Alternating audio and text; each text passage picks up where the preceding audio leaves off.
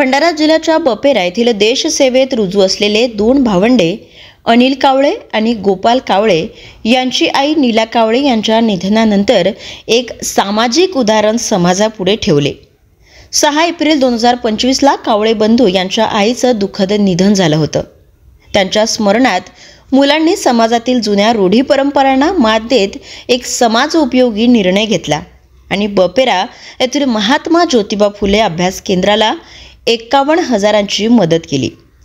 समाजात रुजू असलेली जुनी परंपरा म्हणजे आपल्या कुटुंबात जर कुणाचंही निधन होत असेल तर आपल्याकडे परंपरा असते की त्या व्यक्तीचं 14वीचा कार्यक्रम केला जातो।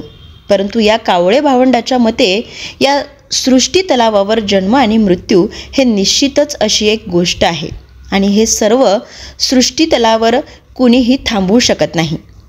पण मात्र त्यांचे विचार व कार्य हे अविरत कार्यशील असतात व सदैव टिकून राहतात।